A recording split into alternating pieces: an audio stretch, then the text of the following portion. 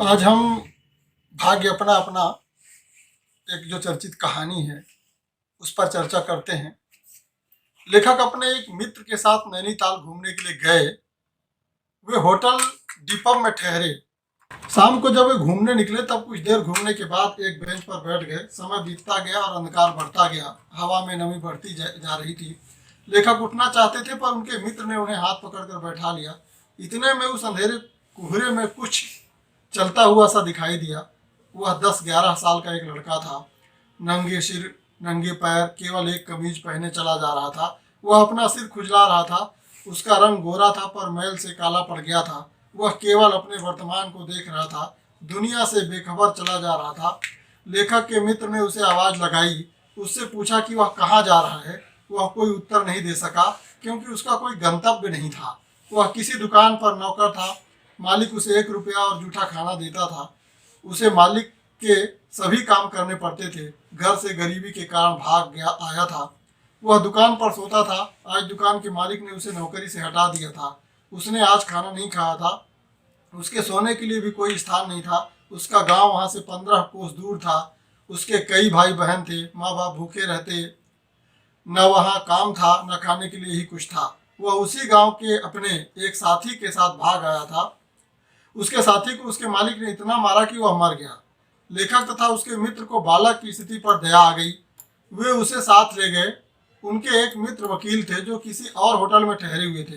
वकील साहब को नौकर की आवश्यकता थी, अतः वे बालक को उनके पास नौकरी दिलाने के लिए ले गए थे। उस लड़के को नौकरी दिलाने के लिए मित्र ने काफी प्रयत्न किया, पर वकील साहब बिना उस लड़के के बारे में कुछ जाने उसे अपने यहाँ रखने से के लिए तैयार नहीं हुए। कुछ वाद विवाद के पश्चात वे वहाँ से चले गए। लेखक तथा उनके मित्र निराश होकर होटल से बाहर आ गए। बालक की सहायता करने के लिए लेखक के मित्र ने बहुत प्रयत्न किया, पर वह सफल न हो सके। तेज ठंडी हवा चल रही थी। बालक के दांत बज रहे थे। उसके पास एक कमीज के अलावा कोई और कपड़ा न था। वह वहां से अंधेरे में गुम हो गया और और वे दोनों मित्र गर्म बिस्तरों का आनंद लेने होटल दीपक की ओर चल पड़े। दूसरे दिन वह समय पर उनके होटल नहीं पहुंचा। दोनों मित्रों ने उसकी प्रतीक्षा भी नहीं की। वे होटल से निकलने के लिए मोटर से सवार होने लगे तो उन्हें एक बालक के ठंड से मरने की खबर मिली। वे समझ गए कि वह जो बालक पिछली रात उन्हें मिला था, सड़क के किनारे पेड़ के नीचे ठिठुर कर मर गया। रात में उसके मुंह, छाती और मुट्ठियों पर बर्फ की चादर बिछ गई थी, जैसे वही उसका प्रकृति द्वारा दिया गया सफेद ठंडा कफन था। वे किसी को दोष न दे सके। वह बालक अपने दुर्भाग्य के कारण कोई स्थान न पाकर भूख और सर्दी से ठिठुर कर अपने घर से दूर असमय ही मर गया। ये जो कहानी है भाग्य अपना अपना, इसके जो कुछ महत्वपूर्ण बिंदु हैं वो देख लें। बहुत कुछ निरुद्देश घूम चुकने पर लेखक तथा उनके मित्र सड़क के किनारे एक बेंच पर बैठ गए। हाथ पकड़कर जरा और बैठाने के बाद लेखक चुपचाप बैठे तंग हो रहे थे, कुड़ रहे थे कि मित्र अचानक बोले, देखो वह क्या है। एक लड़का अपने सिर के बड़े बड़े बाल खुजलाता चला आ रहा था। नंगे पैर, नंगे सिर, एक मैली सी कमीज पहने था। वह बस अपने निकट वर्तमान को देख रहा था। वह कहीं नौकरी करता था, सब तरह का काम, 1 रुपया और जूठा खाना। आज वह नौकरी भी छूट गई थी। पूछने पर पता चला कि गांव में उसके कई भाई बहन हैं। वहाँ काम नहीं, रोटी नहीं, सो भाग आया।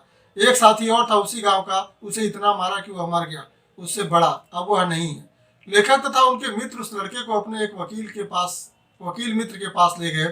वकील साहब होटल के कमरे से उतर कर आए। आपको नौकर की जरूरत थी ना, देखिए यह लड़का है। वकील मित्र का कहना था, अजी ये पहाड़ी बड़े शैतान होते हैं, बच्चे बच्चे में अवगुण छिपे रहते हैं। आप भी क्या अजीब है, उठा लाए कहीं से, लो जी यह नौकर है। लेखक के मित्र ने लेखक से कहा, भयानक शीत है, उसके पास कम बहुत कपड़े पड़े हैं।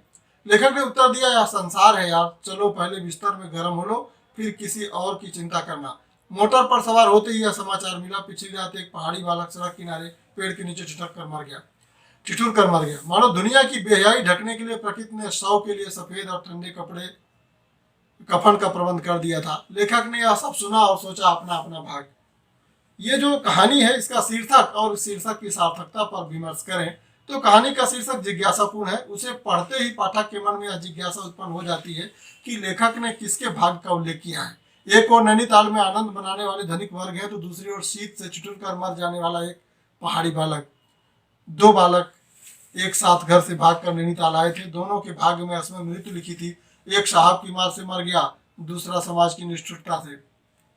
जब भाग्य में खाना लिखा कर ही नहीं लाए तो खाना खाते कहाँ से। वह लड़का माँ बाप के भूखे रहने पर भाग कर नैनीताल आया, पर भूखा रहना उसकी नियत थी।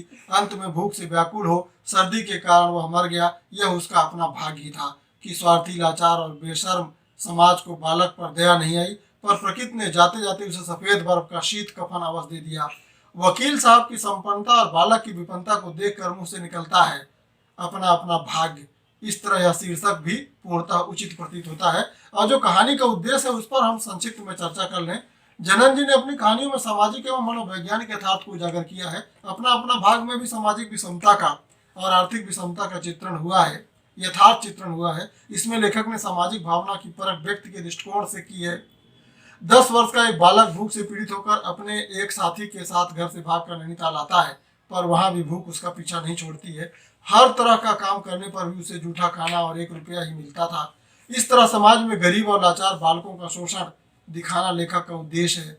लड़के के साथी की मृत्यु का कारण साहब का मारना ही था। सामाजिक विकृतियों को उभार कर पाठकों के हृदय में दया के भाव जगाना इस कहानी का मूल उद्देश्य है। सड़क के किनारे भूखा सर्दी की रात में बिना कपड़ों के वह बालक ऐसा सोता है कि फिर कभी जाग नहीं पाता है। वकील साहब स्वयं तो 4 रुपये रोज के होटल के कमरे में सो जाते हैं, पर बालक को नौकरी नहीं देते क्योंकि उस बालक की पहचान नहीं है। कहाँ से लाए वह पहचान? यदि उसकी इस निष्ठुर समाज में पहचान होती तो क्या वह काली चिथड़ी सी कमीज में सर्दियों की रात में सड़क पर भूखे पेट घूम रहा होता? समाज के ठेकेदारों को तो गरीब में 100 ऐब दिखाई देते हैं। वे उन्हें शैतान और चोर उचक्का ही समझते हैं। ये गरीब कहाँ से लाए अपनी पहचान? कैसे विश्वास दिलाए अपनी ईमानदारी का? कैसे वास्ता दे अपनी भूख का जो उसे हर व्यक्ति से अपमानित कराती है? इस तरह सामाजिक वैषम्य के प्रति बुद्धिजीवियों की उपेक्षापूर्ण उदासीनता एवं असमर्थता की मनोवृत्ति पर लेखक ने तीखा व्यंग किया है। कहानी का अंत पाठक के मन में हलचल मचा देता है। धन्यवाद।